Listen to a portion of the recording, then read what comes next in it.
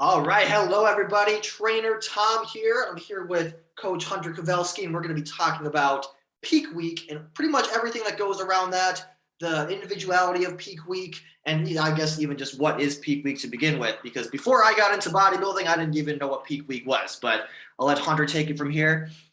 Yeah, I think we want to hear a little bit about Tom's recent peak weeks.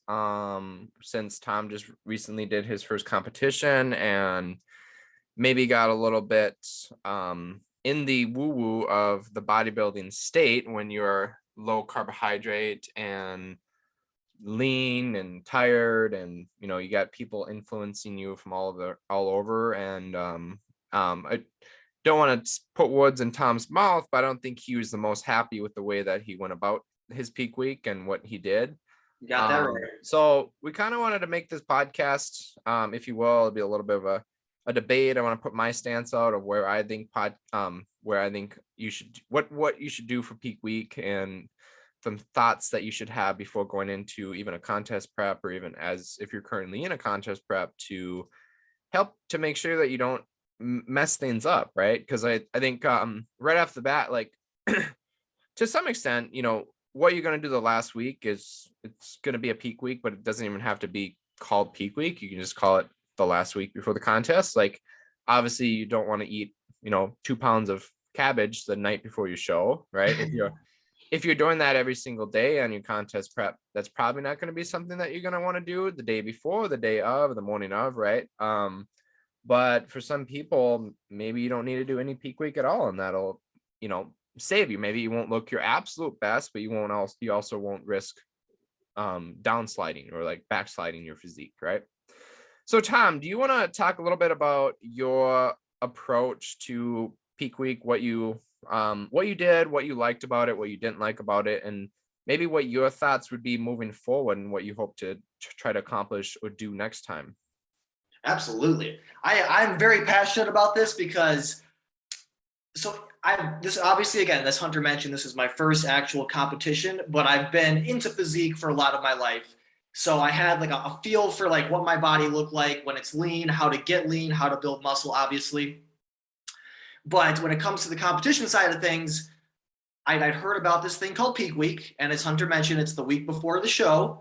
And it's where you're going to use certain strategies, allegedly, that are going to peak your body, make it look its actual best. So even though you're coming up to that final week, ideally in your best condition, you're going to make it that much better with certain strategies in this peak week situation. But after my experience, I would say that I don't even really like the idea of peak week at all, because I found that I looked significantly better the week before peak week. So pretty much everything I did during peak week, even if it didn't really sabotage my physique too much, it made me feel terrible and ultimately seemed very unnecessary, again, given that I have plenty of documentation, like videos, photos of my physique, and just comparing, contrasting, it's like, I don't know. I found the things I did to be stupid, dangerous, and kind of irrational, to be honest. But I was kind of a lost puppy coming into this.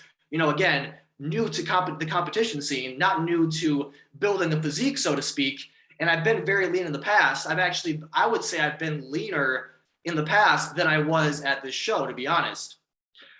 So what I did for peak week was what I understand to be a very common approach, which is for the first like 4 days or so of that week, like Monday to Thursday or so, you take like kind of a keto approach, or at the very least something that's low carbohydrate, because you're trying to get rid of water weight, and carbs make you hold more water.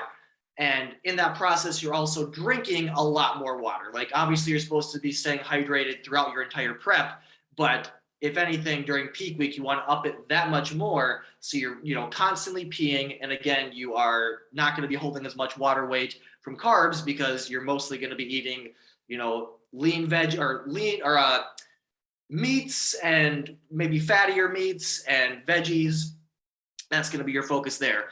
And then in the final couple days, so maybe like a Friday, Saturday being the show day, that's when you're going to take kind of an opposite approach and do a very low water and high carbohydrate, and not just high carbohydrate. There's more to it than that. You want to be choosing very simple carbohydrates, and ideally, especially on, I believe, now I'm trying to think back. Oh yeah, on the second day, show day itself, that's when it's more like dry carbs versus wet carbs. So dry carbs are like rice cakes and dry cereal, even candy, like anything that's not going to really put a lot of water in the body. And then of course, you're also cutting your water down dramatically at that point as well to help further dehydrate. So again, two kind of extremes right back to back, going low carb, lots of water, and then right at the end, you are dramatically decreasing your water, and you're saying goodbye to protein and fat for the most part and really just leaning into carbs. And again, it's often recommended that you choose, I don't want to say dirty carbs, but really like that's what was recommended to me is candy, rice cakes. Rice cakes aren't that bad. That's kind of a bad example, but candy, Pop-Tarts, dry cereal. And again, the approach, it sounded outlandish, but again, I was just trusting that process. I was like, I'm the last puppy here. This is apparently how a lot of bodybuilders will peak their physique in that last week, and I don't want to miss out on that if there's any benefit to be had. But of course, my rational mind is thinking, you never do anything like this. Your physique has looked great in the past, but there's that large part of me that's like, this is kind of an experimental competition, so we'll just see how it goes. And I will say that the low carb aspect was not the worst. It wasn't great. It wasn't that fun, but it wasn't the worst. The worst part was actually the dehydration at the end combined with the carb up, because it might sound fun to get to eat a bunch of candy and garbage, but I'm really not somebody who likes that kind of food anyway. I find alternative ways to eat that satisfy me. So again, it's kind of fun to have like, oh, a little off meal, whatever, but you can't really enjoy it that much anyway because you're incredibly dehydrated. So I'm just thinking, all I want is water. That is all I want. Yet I have to be just constantly eating, again, a lot of dry carbs, especially. So your mouth is dry, you're taking in dry carbs, it's cutting your mouth up a bunch. So bottom line is I was miserable. Like because of these practices, I wasn't sleeping well. I feel like I was overly stressed. And then I think I looked very good in the competition, but I would argue that I could have looked a lot better because again, I think I looked better prior to peak week. And part of that has to do with the dehydration thing, which your muscles are largely water. So you would think, okay, you're cutting your water down. It's going to make your muscles a little bit smaller. But the idea behind the dehydration is it's going to make your skin thinner and fit closer to your muscles and therefore make you appear leaner than you were prior. But again, I must stress, based on the documentation that I did throughout my prep, I found it very, very unnecessary in the end. And I definitely paid for it. Like there were repercussions because once I was done competing, I was like, I am getting a freaking Powerade. Like I am going to rehydrate. I didn't go too crazy because I know that would make you rebound even harder. But I was like, I'm just going to reintroduce some water.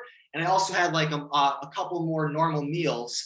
And that alone just made my body attacked me. Like I just all of a sudden stored a ton of water, and pretty much overnight it looked like I gained like 20 pounds of fat, which isn't possible, but it looked like I did because I all of a sudden was just storing all this water. It's like the combination of just like brutalizing my body with all these practices, just upping my cortisol significantly, I'm sure, again, compounded with a lack of sleep and just the stress of being at the show for the first time and, you know, being kind of nervous about how it's all going to go.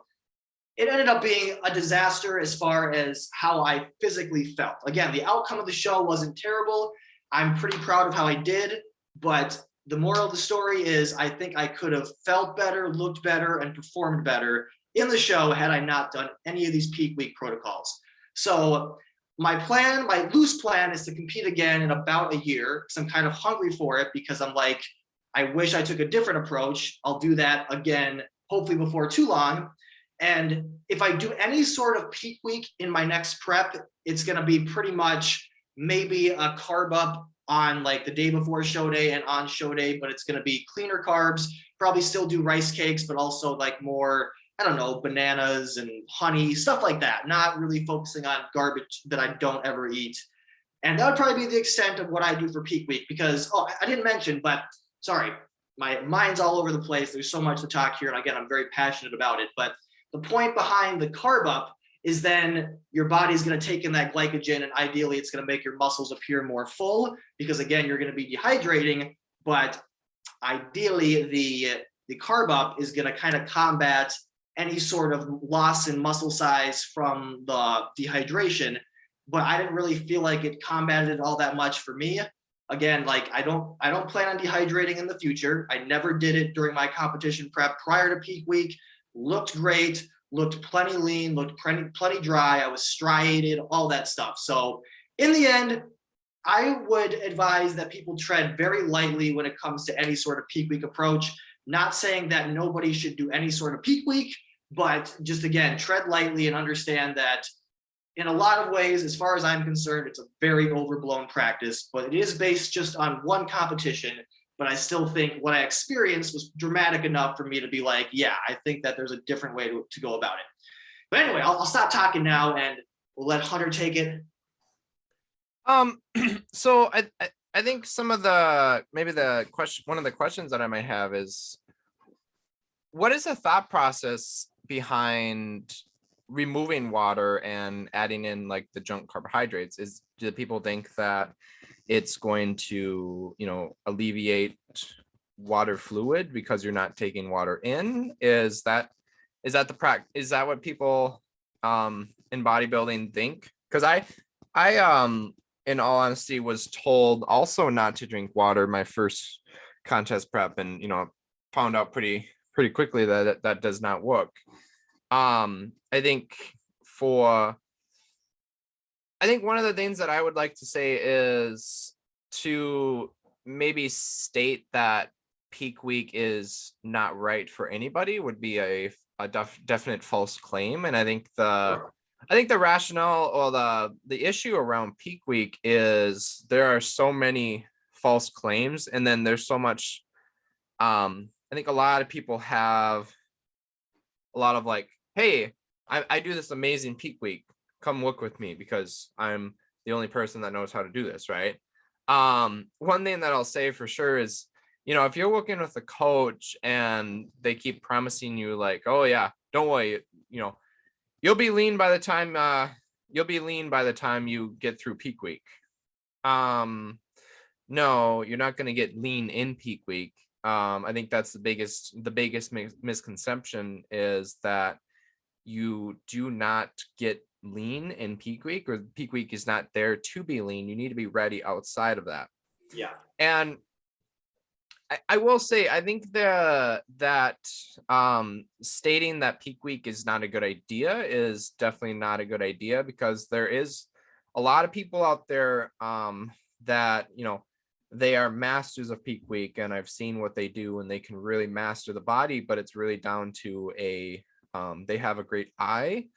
They know exactly what they're doing. They've been doing it over and over again. And, like myself, it's all measured out too. So I think to not go into too much of the nuances of what peak weeks look like for me, or like what all the different peak weeks are, a couple of the areas that we need to keep in mind is there's really nothing you can do with that intracellular like fluid that is between, say, the skin and the muscle, right? A lot of people think that getting rid of water and eating dry carbohydrates, all this kind of stuff, I think it's more so like it really is bro science. The fact of it is, if you are lean enough, you're not going to have to worry about that fluid as long as you don't mess up your body's natural rhythm of sodium, potassium, carbohydrate balance, right? So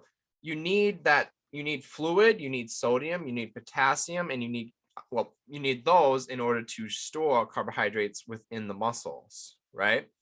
So for a peak week, there really is a lot of different methods to it. The one that I use is a conservative, if you will, backload. So I do kind of a rapid backload where, and if you ever wanted to look into this, there's some podcasts from like Cliff Wilson. He's the guy to get knowledge on like the rapid backload. He'll, have people deplete for a certain amount of time, and you want to, you keep in a certain amount of fat in the diet. But let's say that, your shows are usually on Saturday, just for reference. Let's say you have a show on Saturday morning, whatever it might be. The Saturday, the Saturday before your show, what you would do is you basically go down to protein, fat, and vegetables. No added carbohydrates except for what you get from fibrous vegetables. You would essentially try to deplete intramuscular glycogen and all of the essentially glucose and carbohydrates that you have within your body. What would happen is over that week you would train mostly full body. You wouldn't try to do anything too insane. You'd want to do more pump based workouts to try to push some of those carbohydrates out of the muscle, right? And then and essentially too, this is kind of what I do. So we want to do more full body that kind of week each day. And then usually like Wednesday or Thursday, you do just really light full body pump up sessions, if you will. You're really depleting hard. And then let's say that, Friday before the show, you wake up, and it's different for person to person, but Friday before the show, maybe you wake up, and I usually would do one more last depletion workout. So I'd go with no carbohydrates in my system. I would do one more workout, and then my carb load would begin. So last time I competed, I actually did this a total of about 8 times because I tested it out a ton, right? So it would be a very moderate depletion, and then it would be maybe a 600 carb load, right? And I did that about 4 or 5 times just to test it out and see how it looked.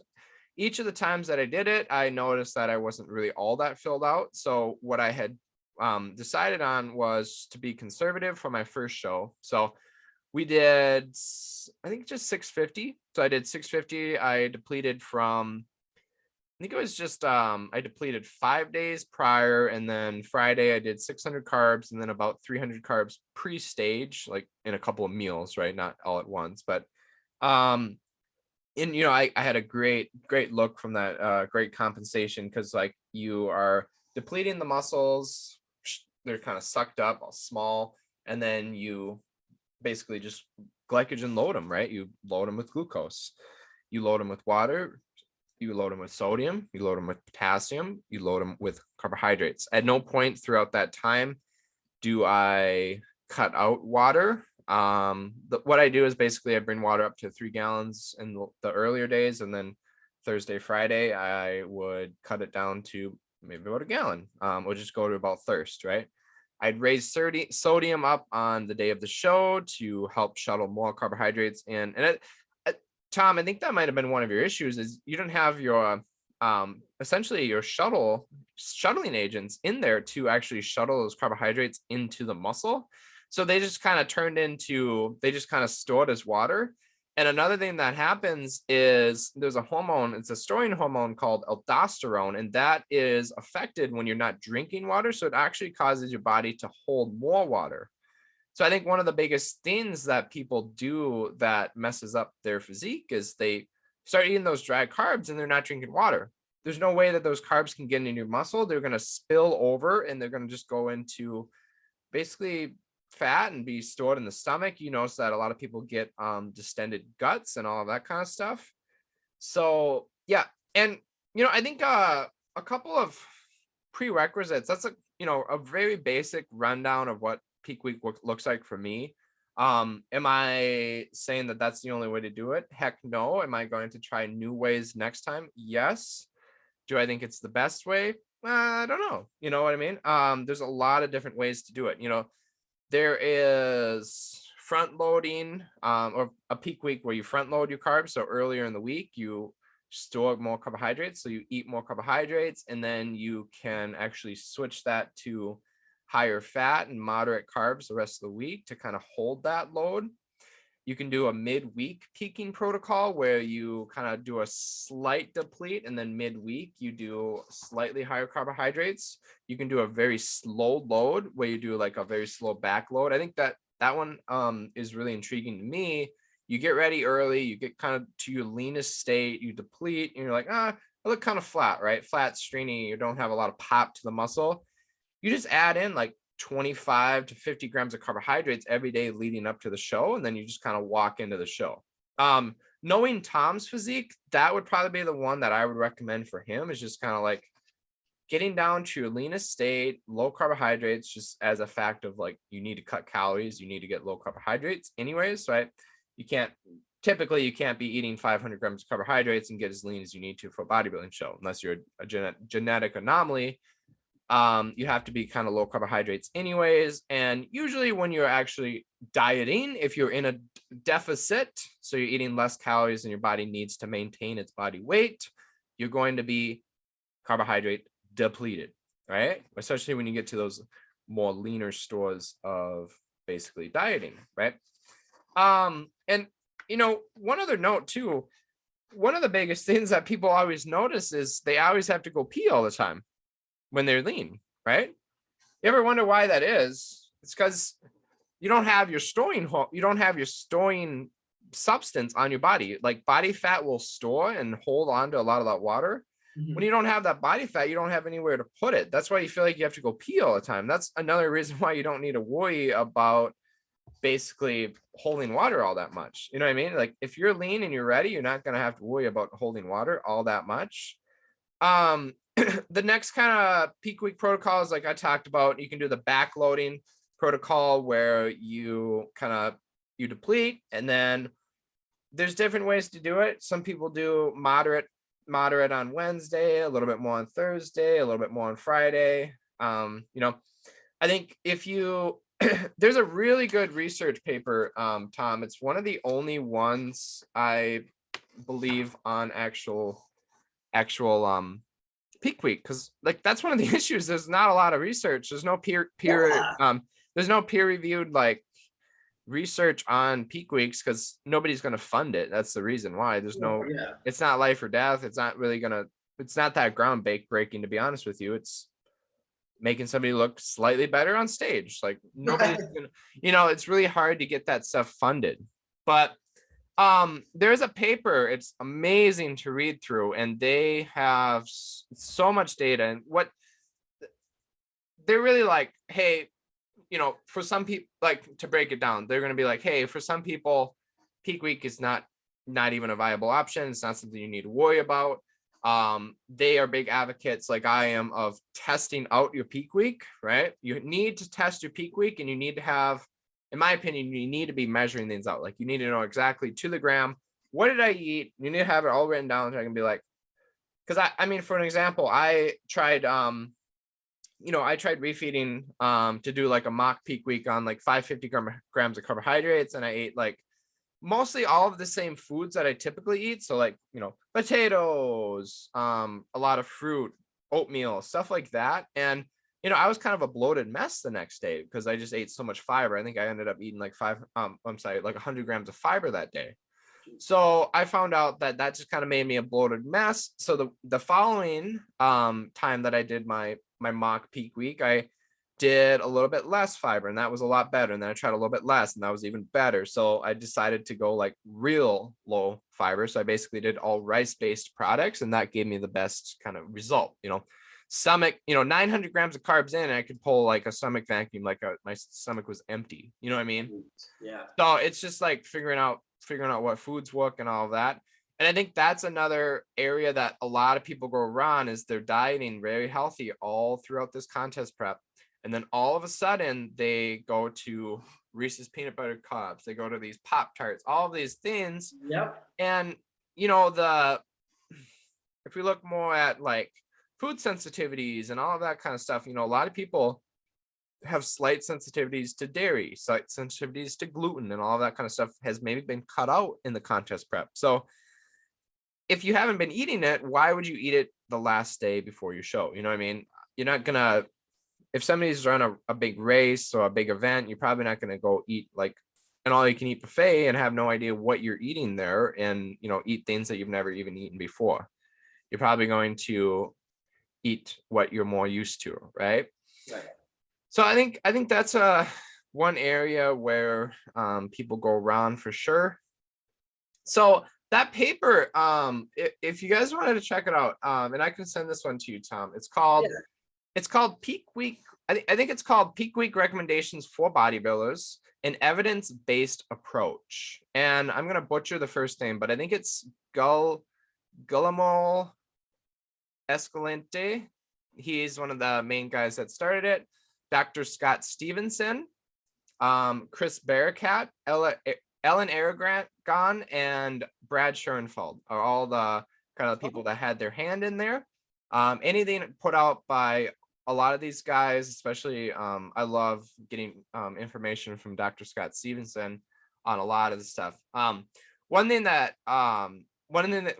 they have in that paper is called the head down tilt, something that I really want to try out, and I've recommended it to people with a lot of success as well. But basically what you do is when you're at your hotel, you kind of get to, if you feel like you're holding water, or you just want to make sure that you don't hold water, say in your ankles and your legs and all that kind of stuff, and you want to just stay sharp, right? You're still drinking water. You don't need to stop drinking water. But what you do is you take something and you prop your bed up. If you're looking on the screen, I'm showing, but you prop the bed up a little bit so that your head's basically downwards and your feet are higher than your head. And what that does is it makes sure that with like blood pressure and all that kind of stuff, they explain it better. That's kind of Scott Stevenson's point in the paper, but it makes basically just make sure that you don't hold water essentially. So that's something that I really want to try, and it has a lot of backing to it. They actually discovered that they would have astronauts do that, and they would have a lot of success by doing that too. So one of the ways, because everything gets kind of messed up when you're in space, no oxygen, so if you kind of tilt down a little bit. But yeah, and then another great resource would be I think it's just called Bodybuilding, the Complete Contest Preparation Handbook, written by Dr. Peter Fitchen, and then who I mentioned earlier, Cliff Wilson. That they got a lot of practical tips and tricks in there for a peak week as well. But I think at the end of the day, keep in mind that my general recommendations right now would be, if you don't have a coach, or you've never worked with a coach before and you've never done a contest prep, you should just figure out what looks good for you. Maybe you find out that, hey, when I eat more fats, I look better. When I eat more carbohydrates, I look better.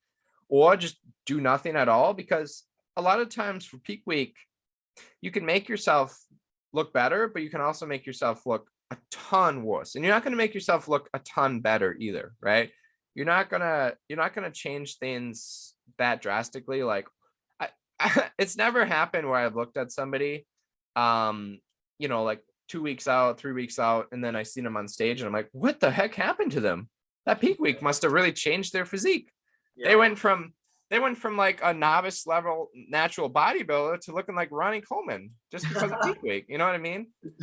That's not going to happen. You're not going to build any real muscle. Although, what is muscle? Muscle is, substances of glucose and fluid and all that. So if you can keep your fluid and carbohydrate stores full, then you can essentially have more, air quotes, muscle. You know what I mean? Yeah. But yeah, that'd be my general recommendations. And then to set yourself up properly for any type of contest prep or peak week is to just make sure that you get as lean as possible. Then you don't have to worry about holding all the water, as long as you don't mess up too much with, getting rid of too much water or whatever it might be.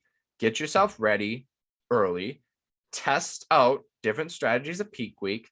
It's awesome if you can have somebody there with you. So like what I did was I would take photos. I would take photos all throughout the week of depletion, every single day, same spot, same lighting, same poses. I would take photos the day of my refeed. I would take photos the day after. I would take photos the day after that, and even the day after that, because sometimes people, what happens is you do a little bit of a load, you slightly overcompensate, you slightly spill is a word that we commonly use in bodybuilding. So we spill over. It's kind of like we fill up the buckets, the sprouts start spilling over. So you look a little bit blurry. I don't want to say watery, but you look a little bit blurry. You just don't have like the definition, the cuts and all that within the muscle. More it's like the hey, the separation between your bicep and your delt, something like that, right? Just the graininess, like, whoa, that's crazy. But then what happens is you lower your carbohydrates down a little bit. You kind of store intramuscularly fat because you're eating more fats throughout the day and stuff like that. And you're continuing to move out.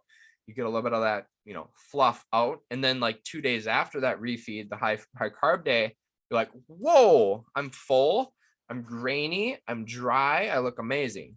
So that's why you need that data. You need that data, and you need to be able to continue to kind of hone that method in. And you might notice that like a backload approach doesn't work well for your body at all. Maybe you just turn into a water buffalo and you can't store a lot of carbohydrates. I mean, I know there's a lot of people that could never eat 900 grams of carbohydrates and look, dry as a popcorn fart the next day. You know what I mean? But yeah, so those are my thoughts. I would say I honestly really do think that it's so valuable to just hire somebody that maybe knows more than you or even knows the same amount, to be honest with you. Like if you know somebody that knows the same amount as you, like maybe you have a workout partner and you guys have been working out together. You started 5 years ago. You had the same amount of knowledge and now you have the same amount of knowledge.